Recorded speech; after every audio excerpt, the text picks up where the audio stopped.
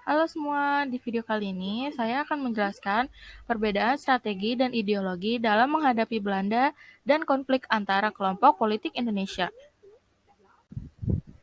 Keragaman partai politik pada awal kemerdekaan pasca dikeluarkannya maklumat pada tanggal 3 November 1945 tidak hanya memunculkan kehidupan politik yang demokratis di Indonesia, tetapi juga menimbulkan ketajaman perbedaan antar kelompok-kelompok politik yang ada.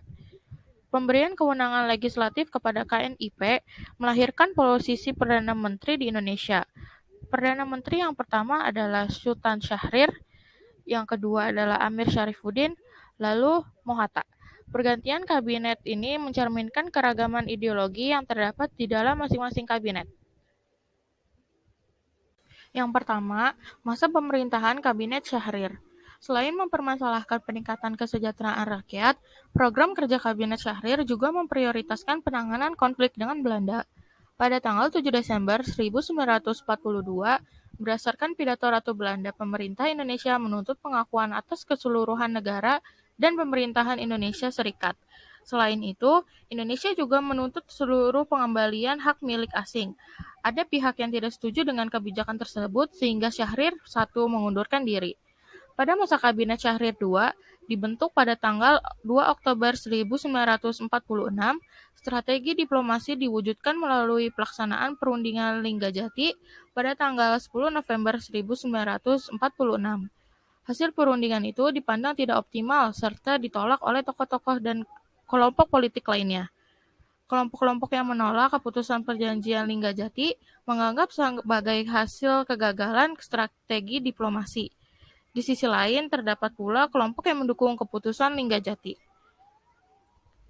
Perbedaan strategi itu berlanjut pada munculnya konflik-konflik antar kelompok politik pada era awal kemerdekaan.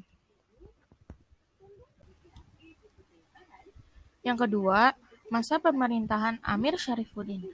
Hal menonjol pada masa kabinet ini adalah dilaksanakannya perundingan Renville pada tanggal 17 Januari 1948. Konflik antar kelompok politik di dalam kabinet Amir Syarifuddin juga disepakati oleh kabinet Syahrir. Konflik ini tidak berupa konflik fisik, tetapi berupa perbedaan strategi dalam menghadapi Belanda. Sikap Amir Syarifuddin tersebut mendapat pertentangan dari partai-partai politik lain, salah satunya adalah Masyumi. Masyumi berpendapat bahwa Amir Syarifuddin terlalu mudah untuk menerima ultimatum dari pihak Belanda tentang 12 prinsip politik dan 6 tambahan dari Komisi 3 Negara. Perbedaan strategi antar kelompok politik di dalam kabinet Syarifuddin ini berakhir dengan penyerahan mandat kembali kepada Presiden Soekarno pada tanggal 23 Januari 1948. Dan masa kabinet yang terakhir adalah masa pemerintahan Mohatta. Wakil Presiden Mohatta ditunjuk oleh Presiden Soekarno untuk membentuk kabinet baru menggantikan kabinet Amir Syarifuddin. Bentuk kabinet yang disusun oleh Mohatta adalah kabinet koalisi. Kabinet ini menyatukan seluruh kelompok-kelompok politik yang ada di Indonesia pada saat itu. Kabinet ini didukung sepenuhnya oleh Partai Masyumi, PNI, Partai Katolik, dan Parkindo. Supeno menjabat sebagai Menteri Pembangunan dan Pemuda.